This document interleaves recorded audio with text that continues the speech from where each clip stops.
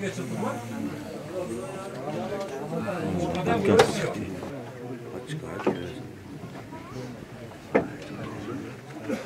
sesine doğru.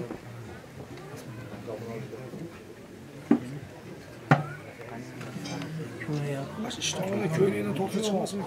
Bu bunday tizelep balığını emes mi? Şunday ödeyim de. Oşa жерді мындай кылып эметкилегин. Ali? Evet.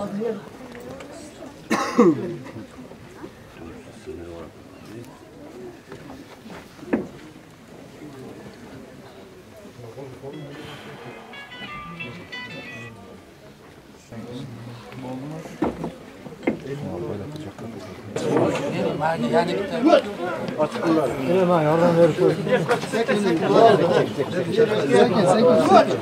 Bir al. Allah şaşı var mı? Ha oldu ya Allah.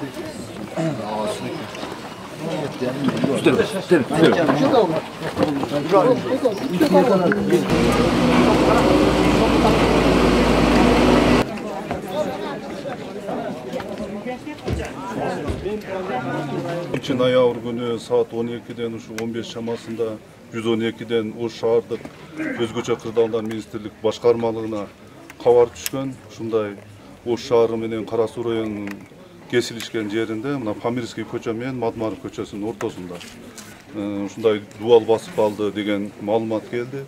Биздин Ош шаардык өзгөчө кырдаалдар министрлигинин куткаруу кызматы жеринде келип ушул жерде көрдүк. Өзүңүздөргө белгилүү болгондой ушундай канализацияны чукуган Ош шаарынын 3 тургуну басып калган. Анын 3өөнүн экөөсү ошо жеринде дуалдын алдында калып, бирөөсү аман чыгып калган. Ушу өлгөндөрдөн экөө бирөө 1985-жылкы мына Бирадырда жашаган тургуну. Анан ошондой эле дагы 85-жылкы дагы бир өлгөн. Ал деле ушу Ош шаарынын ушу Бирадырдын тургуну болгон.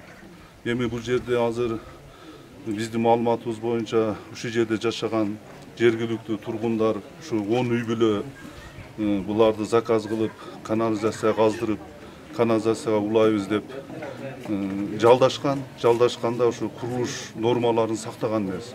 Себеби жерди 5 метрге чейин казып, жердин астына кирип кетишкен да. Анан жер өзүңүздөр билгендей жер ным болуп, жер кулап ошо 2 тургунду басып калган. 2 тургун ошо жеринде каза болду. Бирөө сыртта турганы, бирөө аман калды. Аман калган бала дагы ушу Ош шаарынын ушу Бирадыр шаарчасынын тургуну 1997-жылкы бала. Негизи айтсаң, ушулар өз алдынча ушундай иштерди алып барганын кантип алып келген туура? Бул жерде өз алдынча булар ушул жашоочулар заказ кылышкан да, ушу 10 үй бүлө. Ошол жердеги 10 үй бүлө ушулардын техникалык коопсуздугун караш керек эле.